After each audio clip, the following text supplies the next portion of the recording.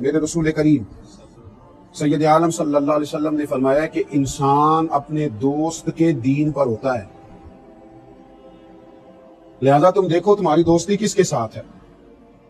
وہ اپنے دوست کے مذہب پر ہوتا ہے، نظریے پر ہوتا ہے، اس کے افکار خیالات وہی ہوتے ہیں جو اس کے دوستوں کے ہوتے ہیں۔ وہ پہچانا جاتا ہے اپنے دوستوں سے۔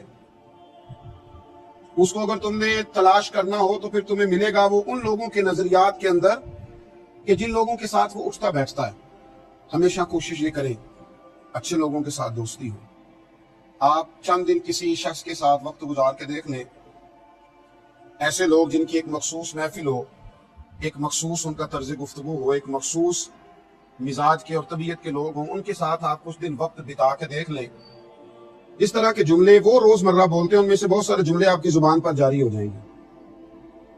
نہ چاہتے ہوئے بھی بہت ساری باتیں ایسی ہوں گی جو آپ کی زبان پر جاری ہوں گی اور آپ محسوس کریں گے کہ مجھے ان کی صحبت کا نہ چاہتے ہوئے بھی، انجانے میں بھی اثر ہو رہا ہے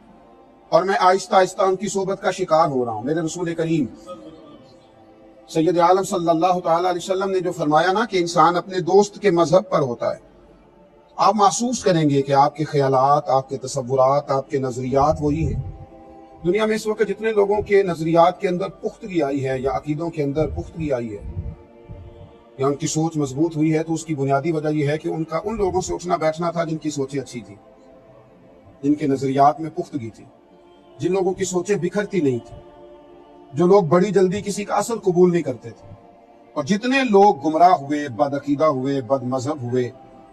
اور کسی غلط فکر کا شکار ہوئے، اس کی بنیادی وجہ یہ تھی کہ ان کا ان لوگوں کے ساتھ اٹھنا بیٹھنا تھا، ان لوگوں کے ساتھ رہنا تھا جن لوگوں کے نظریات درست نہیں تھے۔ حضرت عبداللہ بن عمر رضی اللہ تعالیٰ عنہ، حضرت فاروق اعظم رضی اللہ تعالیٰ عنہ کے صاحبزادے، کسی نے ان سے کہا تھا کہ ایک شخص دین کی ساری باتوں کو مانتا ہے، صرف تقدیر الہی کا منکر ہے، ساری باتوں کو مانتا ہے، صرف تقدیر کا منکر ہے، تو اس کے بارے میں آپ کیا فرماتے ہیں؟ حضرت عبداللہ بن عمر رضی اللہ تعالیٰ عنہ فرمانے لگے، میں ایسے آدمی کی صحبت سے دور رہوں گا، وہ تو بد عقیدہ ہے جو دین کے ایک جز کے بارے میں بھی کسی تشکیک کا شکار ہو، اس سے بھی ہم پرہیز کریں گے، ورنہ اس کی صحبت رنگ چڑھا دے گی، تکلیف میں مبتلا کر دے گی، اذیت دے گی۔ تو میرے عزیز اس بات کو سمجھ لیں، گرہ کے ساتھ باندھ لیں اور اپنے نظریات کے ساتھ اس چیز کو ہمیشہ مضبوط کر لیں، سمجھ لیں اس بات کو کہ میرے کریم رسول صلی اللہ علیہ وسلم نے ہماری تربیت ان بنیادوں پر فرمائی ہے۔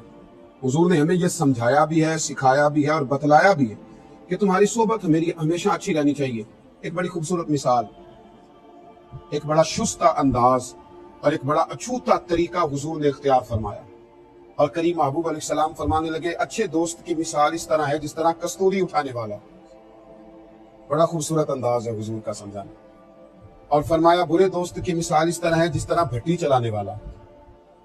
اچھے دوست کی مثال کستوری والے شخص کی مثال کی طرح، جس کی جیب میں کستوری ہوتی ہے، جس کے پاس خوشبو ہوتی ہے، جس کے پاس آپ کے لیے ایک خوبصورت جو ہے وہ تحفہ ہوتا ہے۔ ایسا شخص، اس کے پاس جب آپ اٹھتے بیٹھتے ہیں، آتے جاتے ہیں، آپ اس سے کوئی چیز حاصل نہ بھی کریں تو خوشبو تو آئے گی نا، کیونکہ اس کے پاس خوشبو ہے، کیونکہ وہ خوشبو رکھتا ہے، کیونکہ وہ خوشبو والا ہے۔ آپ جب اس سے ملیں گے تو آپ کو خوشبو آئے گی۔ سمجھ آ رہی ہے میری بات؟ ملیں گے تو خوشبو آئے گی کیونکہ وہ خوشبو والا ہے۔ تو اچھے دوست کی مثال خوشبو والے کی طرح، آپ جب بھی اس سے ملیں گے آپ کو خوشبو آئے گی، آپ جب اس کے پاس جائیں گے خوشبو آئے گی۔ اور برے دوست کی مثال اس آدمی کی طرح ہے جو بھٹی چلاتا ہے، اور جب وہ بھٹی چلاتا ہے تو ہلکی ہلکی چنگاریاں نکلتی، تو آپ جتنا مرضی کپڑے سمیٹ کے بیٹھے، کوئی نہ کوئی چنگاری آئی جاتی ہے۔ تو برے آدمی کے، برے نظریات والے شخص کا ماحول یہ ہوتا ہے کہ آپ جتنا مرضی اس سے دور رہیں، جتنا مرضی آپ بچنے کی کوشش کریں۔ ایک بزرگوں نے مثال لکھی ہے، ایک نوجوان تھا، برے دوستوں کے ساتھ اٹھنے بیٹھنے لگا۔ جوان خون ہوتا ہے تو کسی بات کا سمجھانا اور سمجھنا بھی مشکل ہوتا ہے، تو کچھ برے دوستوں کے ساتھ اس کا اٹھنا بیٹھنا ہو گیا، آنا جانا ہو گیا۔ ظاہر ہے والدین کو تشویش ہوتی ہے کہ عمر کچی ہے، تو کہیں ایسا نہ ہو کہ یہ کسی برے آدمی کے ہتھے چڑھ جائے اور اپنا بھی نقصان کرے اور اپنے خاندان کا بھی نقصان کرے۔ تو والدین تھوڑی تکلیف میں آئے، تھوڑی اذیت میں آئے، تھوڑی پریشانی میں آئے، اور آزمائش میں آنے کے بعد ماں باپ نے اسے سمجھانے کی کوشش کی، والد تھے, والد نے جس حد تک ہو سکا اس بچے کو الفاظ کے ساتھ, مثالوں کے ساتھ قائل کیا, لیکن بچہ تھا, وقتی طور پر اس کی سمجھ میں بہت ساری باتیں نہ آئیں. تو والد نے ایک مثال دینا چاہیے. جب آپ نے کہا نا, باپ نے کہا کہ برے دوستوں کے پاس نہ بیٹھو, تو وہ کہنے لگا کہ ابا وہ برے ہیں, میں تھوڑی برا ہوں, وہی برے ہیں نا, میں تو ٹھیک ہوں, آپ مجھے کیوں منع کرتے ہیں؟ والد گرامی نے پھر اس کو پریکٹیکل کرانا چاہا. اس سے کہا کہ اس طرح کرو, بازار میں جاؤ, 2 کلو اچھے خوبصورت خوشبو والے, کوئی داغ دھبا نہ ہو, بڑے شاندار قسم کے سیب لے کے آؤ. وہ بچہ خود مارکیٹ گیا, منڈی گیا, وہاں سے بڑے اچھے چن کر کے صاف ستھرے سیب 2 کلو لایا. پھر والد گرامی نے کہا کہ اب دوبارہ جاؤ, گلے سڑے برے دھبوں والے بھی 2 کلو لاؤ. جب وہ 2 کلو وہ والے بھی لے آیا تو والد نے ایک ہی ٹوکری میں دونوں کو ڈال دیا اور رات ان کو رکھ دیا ایک جگہ پہ. صبح والد نے کہا کہ دونوں کو اٹھا کے لاؤ. جب ٹوکری اٹھا کے لائی گئی, والد گرامی نے کہا بیٹے ذرا آپ دیکھ کر کے بتاؤ ماحول کیا ہے. تو جب دیکھا تو جو بڑے اچھے سیب تھے نا, وہ بھی گل سڑ چکے تھے, ان کی بدبو یہاں بھی پیدا ہو گئی, ان کی غلاظت یہاں تک آ گئی, ان کی جو تعفن تھا وہ پھیل گیا تھا. تو والد نے اب اپنے بیٹے کو مخاطب کیا اور مخاطب کر کے کہا کہ بیٹا ذرا غور کر رہے ہو, یہ کتنے صاف ستھرے تھے, یہ کتنے اچھے تھے, یہ کتنے بھلے تھے, یہ کتنے پیارے تھے, کس قدر زیادہ خوبصورت تھے, تم غور کر رہے ہو بات پر, تمہاری توجہ ہے؟ تو کہا کہ ہاں ابا جی, اب میری سمجھ میں بات آ گئی ہے, واقعی آپ نے درست فرمایا کہ بے شک